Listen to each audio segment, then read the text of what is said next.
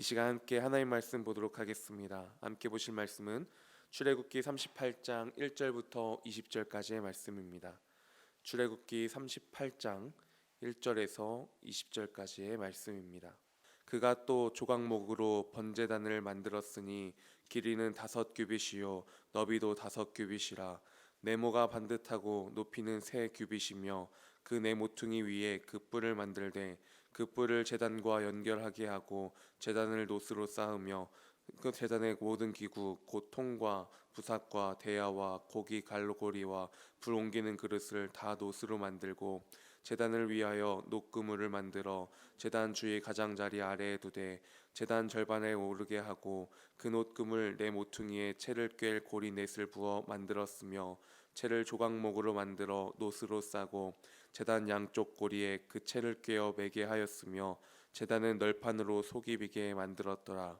그가 노스로 물구름을 만들고 그 받침도 노스로 하였으니 곧 회막문에서 수종드는 여인들의 거울로 만들었더라. 그가 또 뜰을 만들었으니 나무로 뜰의 남쪽에는 세마포 포장이 100규빗이라. 그 기둥이 수물이며 그 받침이 수물이니 노시요 기둥이 갈고리와 기름때는 은이며 그 북쪽에는 100규빗이라. 그 기둥이 수물이며 그 받침이 수물이니 노시요 기둥과 갈고리와 가름때는 은이며 서쪽의 포장은 신규빗이라. 그 기둥이 열이요 받침이 열이며 기둥의 갈고리와 가름때는 은이며 동쪽에는 쉰규빗이라. 문 이쪽의 포장이 15규빗이요 그 기둥이 셋이요 받침이 셋이며 문 저쪽도 그와 같으니 뜰 문 이쪽 저쪽의 포장이 15규빗이기요 그 기둥이 셋씩 받침이 셋씩이라. 뜰 주위의 포장은 세마포요 기둥 받침은 노시요 기둥의 갈고리와 가름때는 은이요 기둥 머리 싸개는 은이요 뜰의 모든 기둥에 은 기름때를 꿰었으며 뜰의 회장문을 청색, 자색, 홍색 실과 가늘게 꼰 배실로 수동화 짰으니 길이는 20규빗이요 너비와 높이는 뜰의 포장과 같이 5규빗이요 그 기둥은 넷인데 그 받침 넷은 노시요 그 갈고리는 은이요 그 머리 싸개는 기름때는 또 은이요 성막막 말뚝과 뜰 주위의 말뚝은 모두 노시더라. 아멘. 매일 성경 주일 본문이었던 이 36장에서는 성막 건설을 시작하는 말씀을 우리가 볼 수 있었고요. 또 어제 본문인 37장에서는 성막 안 기물, 우리 지성소와 성소의 기물들을 만드는 모습을 볼 수 있었습니다. 그리고 오늘 본문 38장 1절부터 20절까지 말씀을 보면요, 성막 뜰과 관련된 기물을 제작하는 그 모습이 나오고 있습니다. 1절부터 6절까지는 번제단을 제작하고요, 8절에서는 물두멍을, 그리고 9절부터 20절까지는 성막 뜰의 울타리를 설치하는 모습의 본문입니다. 이러한 본문 가운데 제가 만난 하나님은 삶의 예배자로 우리를 부르시는 하나님의 모습을 묵상하여 보았습니다. 삶의 예배자로 우리를 부르시는 하나님. 성막 뜰 중앙에 번제단을 만들었고요. 그곳에서 매일 아침과 저녁으로 그리고 수시로 여러 가지 이유들로 말미암아 말씀하시는 것들을 통해 제사장이 하나님께 제사를 드렸습니다. 번제단을 통하여서 제사가 이루어졌습니다. 그러다 보니까 이 번제단은 삶 가운데 벌어지는 여러 상황, 곧 죄 문제 해결과 관계 회복과 헌신과 감사와 등등의 여러 가지 모습을 통해 하나님께 표현하는, 예배하는 통로가 되었다는 것이지요. 자원함으로, 감사함으로 죄의 용서를 구하고자 말씀에 따라 번제단을 통해 하나님께 나아갔던, 예배했던 이들의 모습이었습니다. 그렇다면 오늘의 우리는 어떤가요?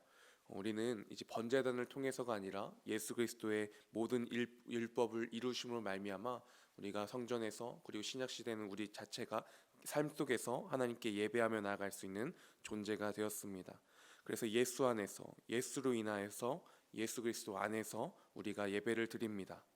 번제단을 통해서 삶 속에 감사와 기쁨과 회개와 아침 저녁으로 수시로 예배를 드렸던 모습은 이제 우리가 삶 속에서의 예배로 이어지게 되는 것이죠. 주일에 나와서 우리가 함께 예배드리고요, 또 나의 삶의 현장 가운데 주님의 자녀된 자로서 감사로, 찬양으로서, 회개함으로, 여러 가지 이유로서 주님을 바라보고 모든 일상을 마음의 제사로, 삶의 제사로 드리는 것, 이것이 우리의 발걸음이 되어야 하는 것입니다. 또한 8절 말씀을 보면 성막 뜰의 기물 중 번제단 다음으로 만든 기물이 물두멍이었습니다. 제사장들이 섬길 때 이 손발을 씻을 물을 담는 통이었다라고 말합니다. 무엇을 의미할까요? 주님을 향한 섬김의 삶이 정결해야 한다라는 것입니다. 그리고 마찬가지로 예수를 믿는 우리 성도들의 삶도 마찬가지로 구원받은 자로서 날마다 정결함으로 나아가는 우리들의 발걸음이 되어야 하는 것이죠.